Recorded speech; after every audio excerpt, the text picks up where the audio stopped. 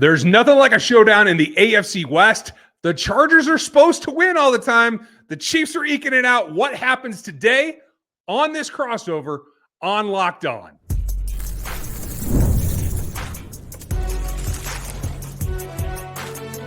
You are Locked On NFL Crossover, part of the Locked On Podcast Network. Your team every day. Welcome in, everybody, to this special crossover Thursday. We're brought to you by Prize Picks. Download the app and then use that code LOCKEDONNFL, and you can win $50 instantly when you play $5. We're going to have a good time as we get ready for the AFC West showdown that I've been waiting for. I am joined, obviously, by Daniel Wade, the man about the Chargers. I'm Ryan Tracy, if you don't know me. Dan, where can they find you? Where's all your outlets?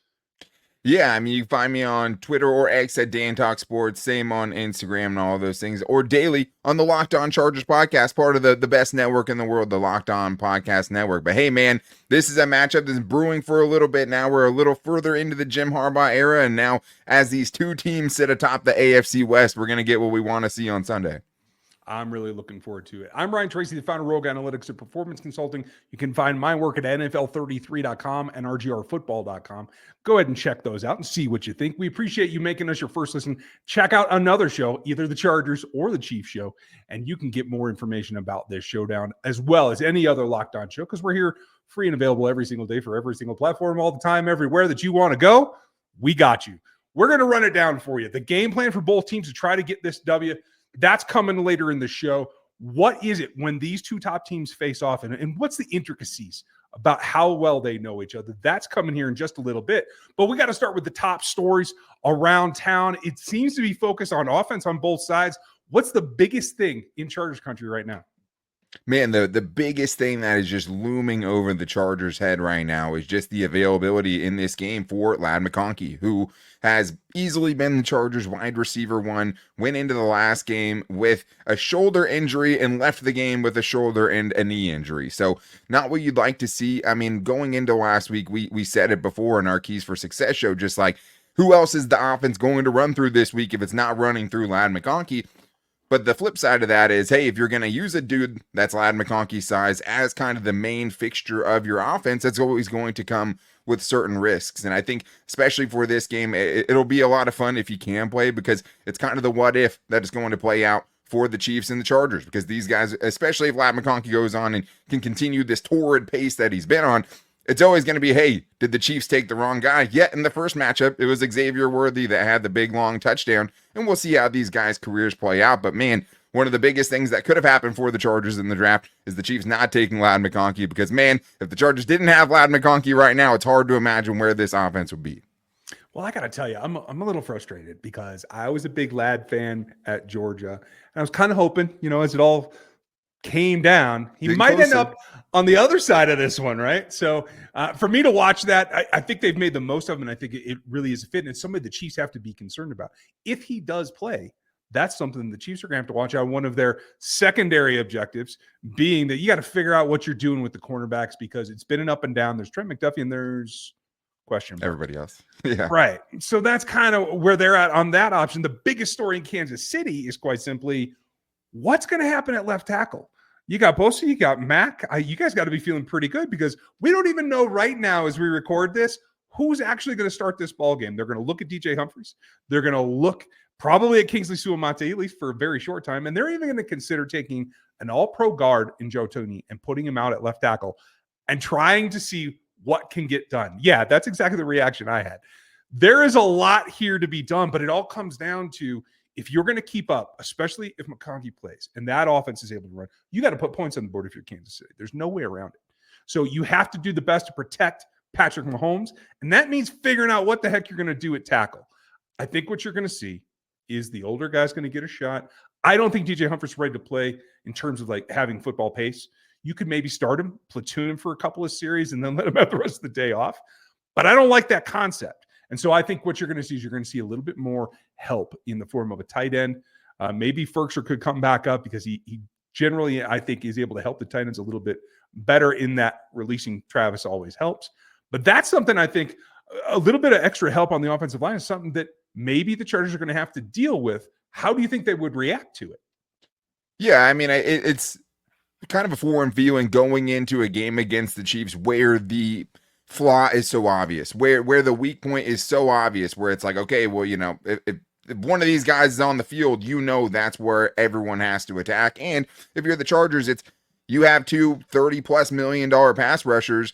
If there is a time to go, it's right now. And you need supreme production from those guys if you're going to compete in this game. And I think that they have the guys to do it, right? Tuli Tuipulotu had 7 sacks over a 4-game span. Joey Bosa is getting a little healthier every week, seemingly. Khalil Mack's coming off of one of his best games in the season. You have to be able to exploit that. And I think on the flip side of that for the Chargers, it's like, can this defense get a little bit more reinforcements? Because they're missing a couple key guys going into this week, and we don't know what the injury reports are going to tell us. But last week and over the last 2 weeks, they've been missing Cam Hart, who's been their dazzling 5th-round rookie, who's a big outside corner that can help them in a lot of different matchups and gives them a lot of flexibility on the back end. And Denzel Perryman, man, because Denzel Perryman, former Charger, now again a Charger with a little stint in the Raiders we try to forget about in between. But that stopping power, that physicality that he brings is something that they're desperately missing. So you're talking about a game in December, going up to Arrowhead in those elements, the true kind of football game. You want that guy on your side. And I think especially with what you've seen from other teams, 4th and 1 has been a gimme against this Chargers defense over the last 4 weeks now. And over the last 4 weeks, the Chargers have allowed 9 out of 11 4th down attempts to be converted. The 2 times they didn't were a pick 6 and a game-sealing interception in the last game. So they're completely boom or bust. But if you can get Cam Hart back, if you can get, your best 3 corners on the field, Tarheeb Still, who won them the game last week and who's been awesome as another 5th-round corner, Christian Fulton, and Cam Hart, now you feel like you have some of the horsepower to potentially slow this Kansas City offense down or really keep them down, I guess, in this sense, because they haven't really been what you'd expect a Patrick Mahomes-led offense to be.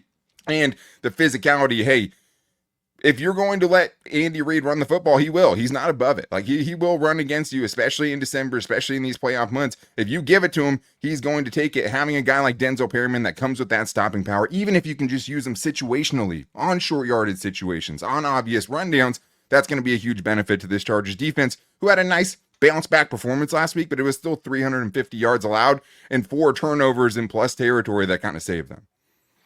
Sometimes that happens to any team. Yeah, sure. Just like to save themselves a couple of times so far this season as well. But it takes more than that. 2 top teams in this division have to go head to head. What else does it look like? That is coming up next.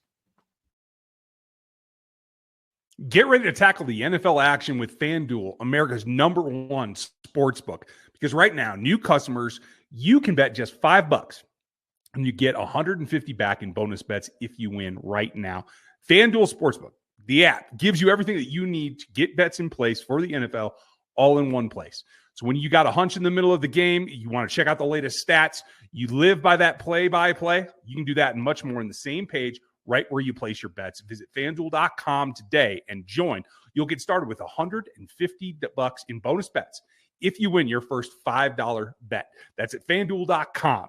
Never waste a hunch and make every moment more with FanDuel, America's #1 and official sportsbook partner of the NFL. Our sponsor, Hillsdale College, is offering more than 40 free, and that's right, free online courses right now, including Introduction to Free Market Economics.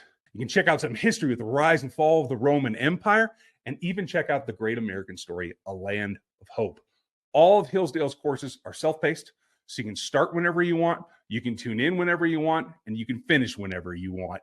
You can go deeper with readings and quizzes and discussions, or just sit back and enjoy the lectures. Go over to hillsdale.edu/lockedon to enroll. There's no cost. It's easy to get started. It's at hillsdale.edu/lockedon to register. hillsdale.edu/lockedon. Folks, make sure you check out both host shows here, Locked On Chiefs and Locked On Chargers. Make sure you cross over a little bit because it's always fun to hear what the enemy is talking about. The shows are always fun, and we do it preseason. We had another one this year. And in that show, I basically said, hey, Chiefs and Chargers should both make the playoffs. I said, maybe there's a distant one. So far, so good. My predictions come true. There are 3 AFC West teams in the playoff hunt here with Denver keeping themselves in it as well. Does that surprise you that these 2 teams are up top and there's 3 that could make the playoffs?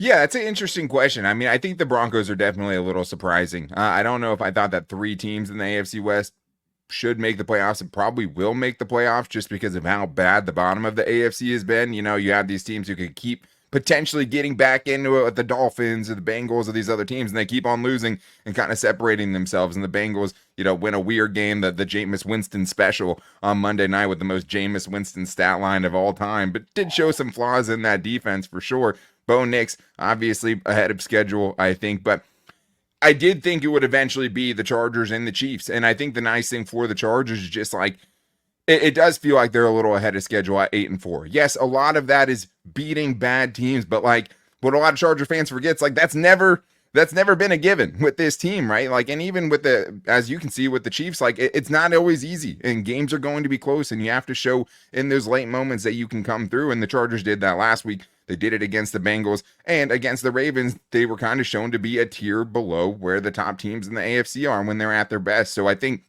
for the Chargers to be 8-4 and to have this chance, right? Like this is a game I've had scheduled, you know, circled on the schedule for a while. The Chargers are 6-2 in their last 8, but nobody is going to give them the credit that they properly deserve unless they can go take this team down. This is the team. This is their last chance on the schedule to kind of get that statement win, to kind of have the Jim Harbaugh has arrived and he's ready to contend in the AFC West. Obviously, the Chiefs, all they do is win. But at least I think you feel like with Jim Harbaugh now, the Chargers are a real threat to be reckoned with. And I think the hard thing is like, this feels like a vulnerable Chiefs team. But like with the Chargers' flaws and what they showed last week, you want them so bad to be able to go take this in Arrowhead and win this game, but they have their flaws as well. And you know it's just going to be kind of a fight tooth and nail type of game.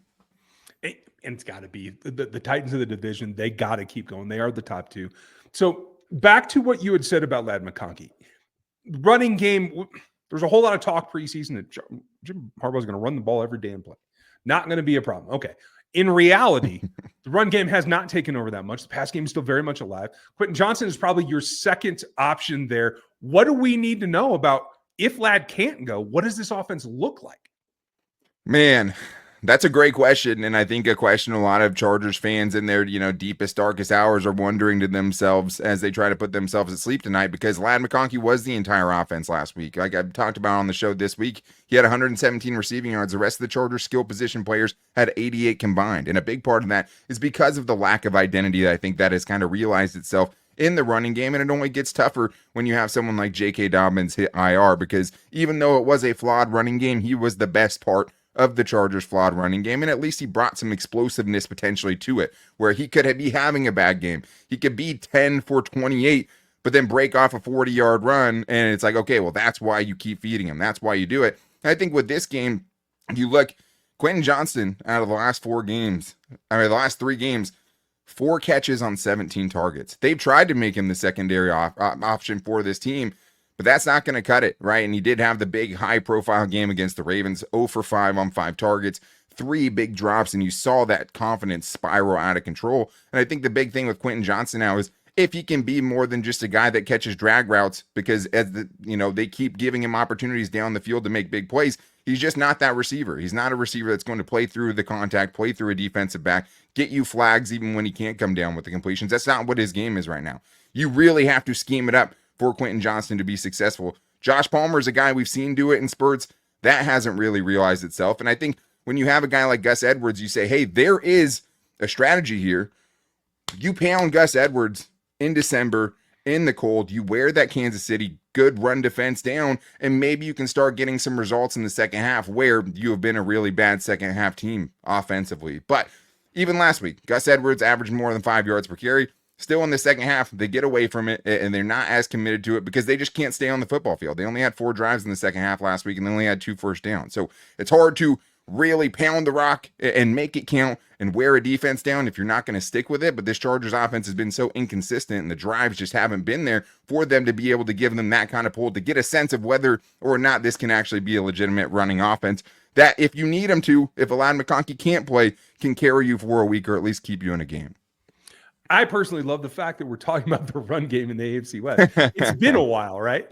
So yeah, back to how they should attack the Kansas City Chiefs. The Chiefs' run defense has been great for the majority of the year, but the last 2 ball games, they've started to slip a little bit. And so that becomes, I think, the focal point. If you're trying to protect the quarterback on the Chiefs side, and you're trying to deal with maybe a lack of weapons on the offense on the Chargers side, do you think this could turn into a run fest?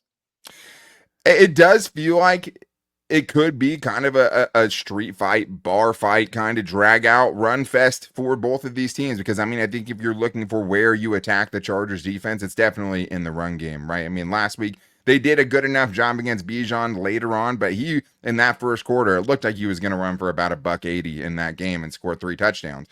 And that's what happened to them the week before against Derrick Henry, where they just couldn't stop anything. And that lack of physicality that they weren't able to bring to that game really showed up in a big way. And I think for the Chargers, hey, if you can get that run game going, like if Gus Edwards can have that breakout game, the game you've kind of been waiting from him all season long, you're going to give yourself a good chance, and you're going to take some of the pressure that's on this offense right now because nobody is respecting the run. And when you have last week and guys aren't getting open in the second half, you have no semblance of a running game, it's going to look like it did, and they should have got goose egg. They should have got shut out in the second half of the last game, but the defense gets a pick six and kind of bailed them out a little bit. But man, if Gus Edwards can get it going, like if he can be that physical guy that can actually get 15 to 20 carries this week and have a good game where 3 out of his last 4 games has actually averaged over 5 yards per carry, you might be able to do something here. But it's just so hard to kind of have the faith that they can do it. But you know, hey, there's a path there. We just haven't really seen it enough to have confidence in it. And, you know, in Kansas City, the offense is always worried about the pass rush, always. Because we know that the default is throw the ball with Mahomes, but few teams in the league can come after them like the Chargers can. And in history, we know that there's plenty of plays to be had out there if they can get that matchup. The left tackle spot is obviously troublesome, but they've also had some trouble with penalties, offsides in particular, and not lining up in the backfield with their right tackles. If you had to pick a matchup, which do you think is right now where they want to put all their eggs in a basket? Yeah, it has to be the pass rush, and it has to be getting to Mahomes. Like, obviously, with Patrick Mahomes, it's never just about rushing the passer, and I think that's one of the most underrated parts of his game is just, like, you always have to be worried that he can get out, and if you send everyone, there's a chance he slips out of it, and there's a 40-yard play down the field. So you do have to kind of rein yourself in a little bit, which isn't good for the Chargers. The nice thing about last week is they had Kirk Cousins, who was an absolute statue, so it's like, hey, go eat.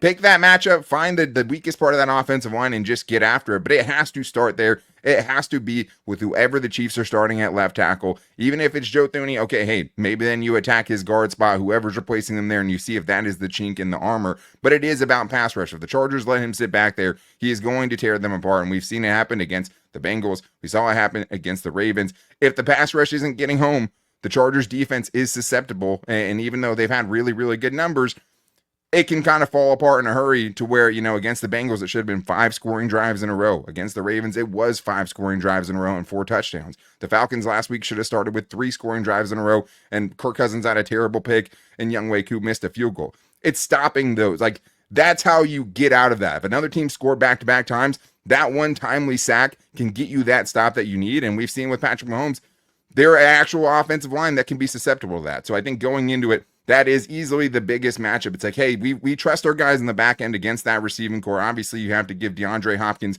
special attention. You know what Travis Kelce has always done against the Chargers. Even in a lower year for him, a down year for him, you're always afraid of that, and he's always going to keep you up at night. But it's finding that weakness on the offensive line and trying to exploit it as many times as you can.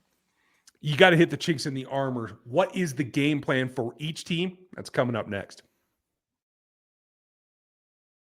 With big wireless providers, what you see is never what you get. Somewhere between the store and your first month's bill, the price you thought you were paying magically skyrockets. With Mint Mobile, you'll never have to worry about the gotchas ever again. When Mint Mobile says $15 a month when you purchase a 3-month plan, they mean it. Say bye-bye to your overpriced wireless plans, jaw-dropping monthly bills, and unexpected overages. Mint Mobile is here to rescue you with premium wireless plans starting at $15 a month.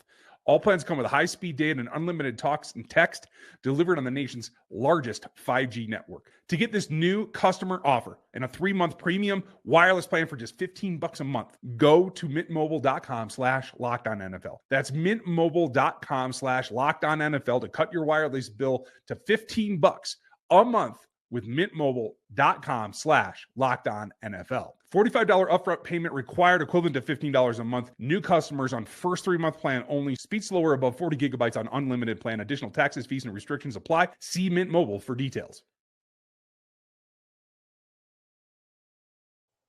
Game planning is one of my favorite things, and if you want the plan, don't miss Locked On Chargers and Locked On Chiefs all week long as we take you up to game time and beyond 5 days a week, all the time. I'm excited about this one because I always like the AFC West matchups. I've lived in every town in the AFC West except for LA now. If they had just stayed put, I'd be happy, but that's fine. It breeds what I think has to be more finite game plans in terms of understanding not just a team's weakness, but individual players a little bit more than the average matchup. So if you put it together, if you're in the room, what's the game plan to beat the Chiefs? Yeah, I think there's 3 big things for the Chargers, and a lot of it has to do with going up against the Chiefs specifically, and kind of the recipe in this case for the Chargers to pull off that upset, to find the way to get that big, big giant win that is still missing from Jim Harbaugh's first season. Like everyone, you can't look at Jim Harbaugh and say, hey, it's been a bad year. You're 8-4. But what you're missing is that cherry on top, and beating the Chiefs would be that cherry on top for this team. And I think when you're looking at what the Chargers need to do to pull off that upset, it's this: be much better than they have in the second half. You're not going to be able to do what you did against the Falcons last week and beat the Chiefs. You're not going to not be able to score a touchdown offensively and beat the Chiefs this week. It's just not going to happen. You have to be a lot better in the second half. And the Chargers found out that the hard way in the first matchup between these two teams, right? Chargers led 10-0. They lost 17-10. They didn't score a single point in the second half, and they lost that game. The second thing is winning in the red zone. The Chargers went 0-2 in the red zone last week. They have scored touchdowns against the Chiefs. You have to win this game. So you settle for 3 first-round field goals. That might not have cost you against the Falcons. That could cost you against the Chiefs. And then on the flip side, can you get some stops in the red zone? If you can steal those precious 4 points away from the Chiefs, who will be willing to settle for some field goals at times, that could be the difference in a game like this. And for the Chargers defense, that's the only reason they won last week. Falcons went 1-4 in the red zone last week. Kirk Cousins gave them a couple gifts. That lofted lollipop in the end zone. I don't think we're going to see Patrick Mahomes make that throw. But if you score 2 for 2 in your red zone trips and you hold Kansas City to 1 of 3 in your red zone trips in this game, that's a success, right? It gives you a chance to win this game. And then winning in the trenches. We talked about it a little bit. If the Chargers get pushed around in this game, if they can't find a way to exploit the weaknesses on Kansas City's offensive line, it's just going to be a long day. And you talked about it. I mean, 5 penalties on that offensive line last week. That's how you can get Kansas City out of the rhythm. Yes, they're going to convert some 3rd and 14s that are going to drive you absolutely insane. If you can keep getting those penalties and keep forcing them, the luck runs out eventually. And that's why the Chiefs have been so close in these games, because they're not perfect. And if you can take advantage of those, you're going to give yourself a chance. So winning in the trenches, getting something out of your running game when the Chiefs have been so good as far as being stout against the run this year, that's a way. If you can hit those things, you score in the red zone, you play better second half football, and you win in the trenches. That's the recipe for an upset in Kansas City. Well, it sounds like a good recipe, but I'm not ready to taste that. So on the flip side, what it looks like for a Chiefs win is a lot of what you said. You gotta play clean. Cut out your own penalties. Stop hurting yourself.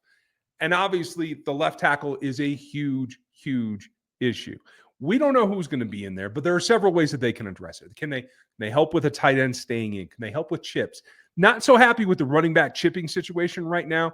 Andy's really reluctant to use it because, quite frankly, they don't emphasize it. They want backs in routes. So I do believe that if we get to the point where either see the young guy or there's any kind of question, there will be a 6th man on the line that stays in, maybe some delays from some tight ends, but there are enough guys like Noah Gray, like Ferguson, like Carson Steele that can actually fill in some of that role. Yeah. It may be a time where we see maybe a little bit of a difference, giving something away in an AFC West contest that we don't always see, something they've held in the bag. Creativity is going to help, but it all comes back to basics for me. You got to man up. You got to take care of Lad if he's there. You got to make sure that you take care of everyone else, keep everything in front of you, especially if they're going to try to run Gus at you, and really settle down and get back to what your defense has been this entire year. On the offensive side, you have to protect Mahomes, not only in the pass game by taking care of that left tackle spot, but by running the ball. It was 7 touches for Pacheco and Hunt each last week. That's not enough. Chargers are susceptible up front, like you said. If you can move the ball that way and you can stay on target, you can move the ball down the field. And the Chiefs have the advantage when they play like they've been playing this season. They're upwards of 65 plays a game. Last week, I think the Falcons had 77 against the Chargers, 46, right? That's the discrepancy that you're looking for by running the ball and attacking them physically on the ground, which is not something we're used to seeing in this division. But that's the way that I think that they can get it done. There's always a Hail Mary. And if you had to pick one guy that could be the standout flash in the pan, like came out of nowhere, who should we be watching for?